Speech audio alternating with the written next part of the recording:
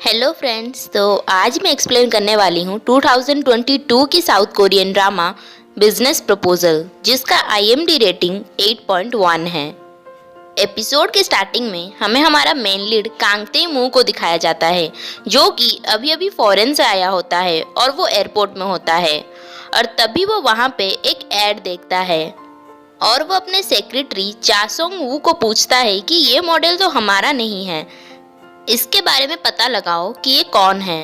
इस तरफ हमें सिन्हारी को दिखाया जाता है, जो कि लैब में फिश के साथ कुछ एक्सपेरिमेंट कर रही होती है। वो हमेशा फूड के साथ कुछ एक्सपेरिमेंट करके हमेशा न्यू डिशेस बनाती है। तभी उसे वहाँ पे उसके डायरेक्टर का कॉल आता है। सिन्हारी अपने टीम के पास जाती है और वो सब एक मीटिंग में जाने वाले थे, जहाँ पे उनके कंपनी का न्यू प्रेसिडेंट कांग वहाँ पे स्पीच देने वाला था। और वहाँ सब उसके बारे में बात कर रहे थे कि वो बहुत हैंडसम है। और तभी वहाँ मीटिंग में तैमू का सेक्रेटरी चासोंग वू आता है और सबको बताता है कि प्रेसिडेंट बहुत बिजी हैं, इसीलिए उन्होंने मुझे भेजा है और वो यहाँ पे नहीं आ सकते। ये सुन तैमू के दादाजी बहुत गुस्सा हो जाते हैं। इस तरफ सिन्हारी भी हंसने लगती है और सोचती है कि ये न्यू प्रेसिडेंट तो बहुत इंटरेस्टिंग है। नेक्स्ट सीन में हमें मिस्टर पार्क को दिखाया जाता है, जो कि बहुत लालची होता है और वो पैसे लेके कंपनी में लोगों को अपॉइंट करता था। और जब उसे पता चलता है कि कंपनी का न्यू प्रेसिडेंट वो नहीं बल्कि तैमू बन गया है, वो बहुत गुस्सा होता है। तभी वहाँ पे तैमू आता है और बोलता है कि मैं जब यहाँ पे नहीं था, तुमने कंपनी में बहुत सारी गड़बड़ी की है और पैसा लेके लोगों को अपॉइंट भी किया है और सारे एड्स अपने ही भतीजे को दे दिया है। इसीलिए अब तुम रेडी हो जाओ, क्योंकि मैं यहाँ पे आ गया हूँ और मैं तुम्हें बहुत जल्दी ही फायर करने वाला हूँ। ये कह के वो वहाँ से चला जाता है, जिसे सुन पार्क लड़खड़ा जाता है। सिन्हारी का बर्थडे होता है, इसीलिए ऑफिस में सब पार्टी करने के लिए डिसाइड करते हैं। तभी सिन्हारी को उसके क्रश का मैसेज आता है और उसके क्रश ने उसे मिलने के लिए बुलाया था, क्योंकि वो उसे कुछ देना चाहता था। तभी हारी पार्टी कैंसिल करके अपने क्रश से मिलने चली जाती है। ट्रेन में उसकी बेस्ट फ्रेंड जिनयोंग सू कॉल करती है और वो उसे बोलती है कि शायद मिन्हू तुमसे प्यार करता है, इसलिए वो तुम्हें प्रपोज करने के लिए बुलाया है। और पिछली बार रेस्टोरेंट में उसने जो लॉकेट गिफ्ट दिया था, वो शायद तुम्हारे लिए ही था। ये सुन हारी बहुत खुश होने लगती है। इस तरफ ताइमू सोंगहू के साथ कंपनी में जाता है। तभी वहाँ उसके दादाजी उसे मिलते हैं और वो उस पर गुस्सा करने लगते हैं, क्योंकि वो मीटिंग में नहीं गया था और उसे एक इम्पोर्टेंट प्रोजेक्ट में काम करने के लिए बोलते हैं, जो कि सिर्फ वही कर सकता था। और तैमू के पूछने से वो बताते हैं कि वो प्रोजेक्ट तुम्हारी शादी है। ये सुन तैमू साफ साफ मना कर देता है और बोलता है कि मुझे अभी शादी नहीं करना है, मेरे पास इतना टाइम नहीं है, मुझे मेरे काम पे फोकस करना है। ये सुन उसके दादाजी बोलते हैं कि मैंने तुम्हारा टाइम बचाने के लिए बड़े बड़े बिजनेसमैन के बेटियों के साथ तुम्हारा डेट फिक्स किया है, तुम्हें बस उनके साथ डेट में जाना है और उनमें से एक को सिलेक्ट करके शादी करना है। ये सुन तैमू उनके बातों पे इतना ध्यान नहीं देता और उन्हें इग्नोर करता है। इस तरफ हारी अपने क्रश मिन्हू से मिलने पहुंचती है और जब वो उसके हाथ में एक केक देखती है, तब उसे लगता है कि वो केक उसी के लिए है। और जब वो खुश होके दौड़ के उसके पास जाती है, तब वो देखती है कि वो केक उसके लिए नहीं बल्कि किसी कस्टमर का है। और वो खुद को रोकने की कोशिश करती है, फिर भी वो केक से जाके टकरा जाती है और वो बहुत एम्बैरेस हो जाती है। बाद में मिन्हू उसे एक कॉन्सर्ट का 2 टिकट देता है और बोलता है कि ये तुम्हारे बर्थडे के लिए, पर तुम इस कॉन्सर्ट में किसी लड़के के साथ जाना, योंगसू के साथ नहीं। हारी ये सुन बहुत सैड हो जाती है और सोचती है कि उसे तो मेरे फीलिंग्स के बारे में कुछ भी नहीं पता। नेक्स्ट सीन में हमें एक रेस्टोरेंट दिखाया जाता है, जो कि हारी का फैमिली बिजनेस था और वो वहाँ पे अपने मॉम डैड के साथ काम करती थी और उसका मूड बहुत खराब था, इसलिए वो वहाँ पे छोटी छोटी बातों से चिढ़ रही होती है। इस तरफ तैमू के दादाजी हॉस्पिटल में होते हैं और वो वहाँ तैमू को ब्लैकमेल करने लगते हैं कि दिन ब दिन मेरी तबीयत बहुत खराब होने लगी है, इसलिए तुम जल्दी से शादी कर लो, वरना पता नहीं कि मैं कब गुजर जाऊंगा और तुम हमेशा के लिए अकेले ही रह जाओगे। ये सुन तैमू बोलता है कि मुझे पता है कि आपको ज़्यादा कुछ भी नहीं हुआ है, इसलिए आप ये सब बंद करो, और वहाँ से बाहर चला जाता है। दूसरी तरफ हारी की पूरी फैमिली उनके रेस्टोरेंट के सामने वाले रेस्टोरेंट के ऑनर से लड़ रहे होते हैं क्योंकि वो अपना सारा कचरा उनके रेस्टोरेंट के सामने फेंक रहा होता है और वहाँ हारी गुस्से से उन्हें धक्का दे देती है जिसके वजह से उसका कमर टूट जाता है। घर आके उनकी मॉम हारी और उसके भाई पे गुस्सा करने लगती है और बोलती है कि इतना गुस्सा तुम लोगों को क्यों आता है। तब हारी बोलती है कि मुझे सारा गुस्सा आप ही से आया है और वो वहाँ से गुस्से से अपने रूम पे चली जाती है और वहाँ मिन्हू का दिया कॉन्सर्ट टिकट देख के वो सैड हो जाती है। सुबह तैमू अपने दादाजी को मिस्टर पार्क को काम से निकालने के बारे में बोलता है। तब उसके दादाजी उसे बदले में ब्लाइंड डेट्स पे जाने को बोलते हैं जिससे तैमू भी मान जाता है। हारी बहुत परेशान होती है क्योंकि उस रात के झगड़े की वजह से उसे 8,000 पाउंड का फाइन भरना पड़ेगा और ऑफिस में सबको पता चलता है कि न्यू प्रेसिडेंट ने मिस्टर पार्क को काम से निकाल दिया है क्योंकि वो सबसे पैसे लेता था। ये सुन सब न्यू प्रेसिडेंट को बहुत कूल समझने लगते हैं और सब उससे मिलने के लिए बहुत इंटरेस्टेड होते हैं। हारी योंगसू के साथ खाना खा रही होती है तभी योंगसू को पता चलता कि उसके डैड ने उसके लिए एक डेट फिक्स किया है जिसे सुन वो बहुत परेशान हो जाती है क्योंकि उसे डेट में जाने के लिए कोई इंटरेस्ट नहीं होता है और वो हारी को मदद मांगती है और बोलती है कि तुम पिछली बार की तरह इस बार भी मेरी मदद करो और मुझसे इस डेट का पीछा छुड़वाओ। तब हारी मना कर देती है। फिर योंगसू उसे मनाने के लिए बहुत कोशिश करती है और बाद में उसे पैसे के लिए ऑफर देती है जिस पे हारी मान जाती है।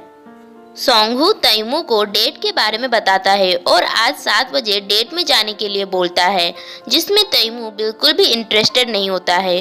तब सांगू उसे एडवाइस देता है कि आप डेट में जाके किसी एक के साथ शादी कर लो ताकि आपको बार बार डेट में न जाना पड़े और आपका टाइम भी बर्बाद ना हो और चेयरमैन भी खुश हो जाएं। ये आइडिया तैमू को बहुत अच्छा लगता है और वो डेट में जाने के लिए रेडी हो जाता है। दूसरी तरफ योंगसू हारी को डेट के लिए रेडी करने लगती है और उसे बहुत अजीब और बोल्ड कपड़े पहनाने लगती है ताकि लड़का पहली बार देख के उसे मना कर दे और उसे प्रॉपर मेकअप देके रेडी करती है। हारी फाइनली डेट के लिए आती है और जब वो तैमू को पहली बार देखती है तब वो फ्लैट हो जाती है और सोचती है कि ये कितना हॉट है और फिर वो दोनों एक दूसरे का कार्ड एक्सचेंज करते हैं और कार्ड देखते ही हारी शॉक हो जाती है क्योंकि वो उसी की कंपनी का प्रेसिडेंट था और उसके हाथ कांपने लगते हैं और वो सोचती है कि वो अब क्या करेगी। फिर वो खुद को दिलासा देती है और फिर वो ये सोचती है कि वो ये कर सकती है क्योंकि वो अभी हारी नहीं बल्कि योंगसू है और उसे भी नहीं पता कि वो उसके कंपनी का एम्प्लॉय है।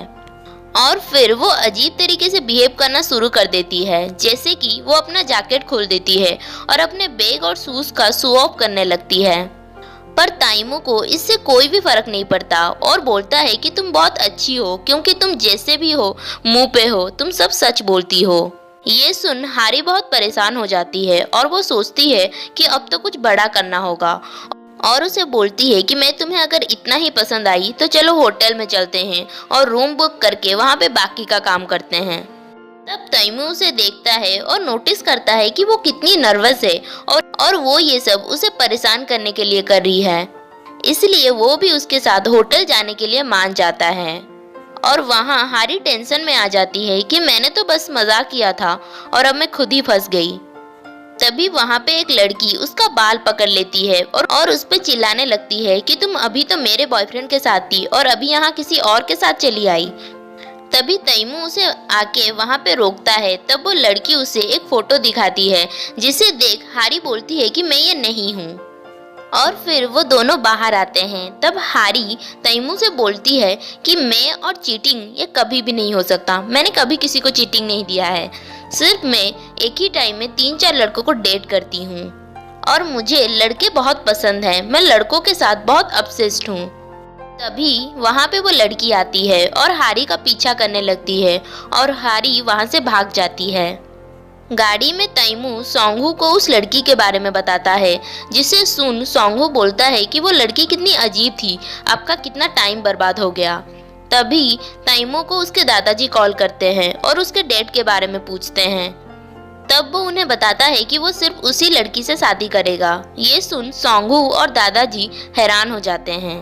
इस तरफ हारी योंगसू को उसने डेट में जो कुछ भी किया उसके बारे में बताती है और बोलती है कि वो पक्का श्योर है कि वो लड़का अभी कभी भी डेट करने के बारे में नहीं सोचेगा और तुम भी हमेशा के लिए डेट से फ्री हो गई हो।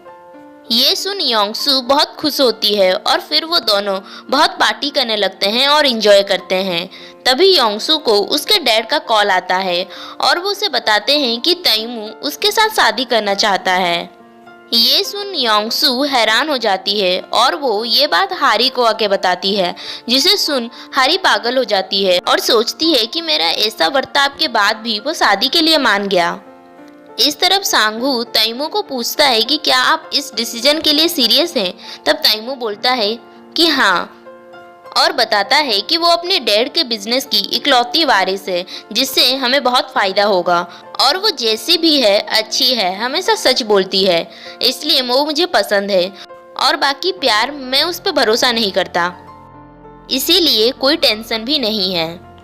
हारी और योंगसू फोन में बात कर रहे होते हैं। तब हारी उसे सब कुछ सच बताने को बोलती है और वो उसे बोलती है कि तुम तैमू को सब कुछ सच बता दो कि तुम अरेंज मैरिज नहीं करना चाहती, इसीलिए तुमने एक दूसरी लड़की को तुम्हारी जगह भेजा था। और फिर हारी सोचती है कि अगर वो ऑफिस में उससे टकरा गई तो उसका क्या होगा। तब योंगसू बोलती है कि ऐसा नहीं हो सकता, ऐसे ही कोई नॉर्मल एम्प्लॉय अपने बॉस से नहीं टकरा सकता। और सुबह जब हारी ऑफिस में लिफ्ट से जा रही होती है तभी वो लिफ्ट के अंदर तैमू को देखती है और अपना मुंह छुपा के अंदर जाती है। लिफ्ट से निकलते वक्त वो अपना आईडी नीचे गिरवा देती है, जिसे देने तैमू उसे बुलाता है और उसका नाम पढ़ता है और बाद में वो ऑफिस जाके वहाँ एम्प्लॉय का डाटा चेक करता है और उसे पता चलता है कि ये वही है जिसने एक न्यू एक्सपेरिमेंटल डिश बनाया था जो कि उसे बहुत पसंद आया था। तैमू को उसके दादाजी पूछते हैं कि क्या तुम सच में शादी करना चाहते हो? तब वो हाँ बोलता है। तब उसके दादाजी बोलते हैं क्या योंगसू भी तुमसे शादी करना चाहती है? तब तैमू बोलता है कि मुझे कौन मना कर सकता है, मैं तो सबका रोल मॉडल हूँ। बाद में दादाजी सोंगहू को भी एडवाइस देते हैं कि तुम भी एक अच्छी लड़की ढूंढ के शादी कर लो, क्योंकि मैं भी चाहता हूँ कि तुम्हारा घर बस जाए। दूसरी तरफ योंगसू को हारी कॉल करके बताती है कि वो तैमू से कैसे टकरा गई थी और वहाँ योंगसू सोंगहू से टकरा जाती है और उससे देख वो बिल्कुल प्यार में पड़ जाती है और सोचती है कि यही मेरा पहला प्यार है। और उसके जाते ही वो सोचती है कि कोई इतना हॉट कैसे हो सकता है, मुझे उसका नंबर मांग लेना चाहिए था। नेक्स्ट सीन में योंगसू हारी को बताती है कि कांग तैमू मुझसे मिलना चाहता है और उसे बोलती है कि तुम प्लीज लास्ट बार उससे मिलने वहाँ पे चली जाओ और वहाँ जाके तुम उसे मना कर देना कि तुम उसे शादी नहीं करना चाहती क्योंकि तुम उसे पसंद नहीं करती। तब हारी को ना चाहते हुए भी उसे हाँ बोलना पड़ता है। फिर हारी और तैमू मिलते हैं और वहाँ तैमू हारी का नंबर ले जाता है और बोलता है कि हमारी शादी होने वाली है, इसलिए मेरे पास तुम्हारा सारा नंबर होना चाहिए। तब हारी बोलती है कि किसकी शादी, मुझे तुमसे शादी करने में कोई भी दिलचस्पी नहीं है और उसे बोलती है कि मैं किसी से ऐसे ही शादी नहीं कर सकती जिससे मैं सिर्फ एक ही बार मिली हूँ और वो वहाँ से जाने लगती है। तभी उसे तैमू रोकता है और बोलता है कि हम 10 डेट्स में जाएंगे जहाँ तुम मुझे अच्छी तरीके से जान लोगी, फिर हम दोनों जल्दी से शादी कर लेंगे। तभी हारी मना करके वहाँ से चली जाती है। ये सुन तैमू को बिलीव नहीं होता है कि कैसे उसे कोई मना कर सकता है। हारी जब बाहर जाती है तब वो वहाँ पे मीनू को देखती है और वहाँ वो उसके सामने ऐसे ही नहीं जा सकती थी, इसलिए वो अपना मुंह छुपा के वहाँ से भागने लगती है। और जब उसके सामने एक गाड़ी आता है तब वो उसके अंदर घुस जाती है और वो गाड़ी किसी और का नहीं बल्कि तैमू का था और तैमू उस गाड़ी के अंदर बैठा था और हारी अंदर जाके उसको देखती है। आई होप कि आपको ये वीडियो अच्छा लगा होगा, इसलिए प्लीज़ लाइक, शेयर एंड मेरे चैनल को सब्सक्राइब करें।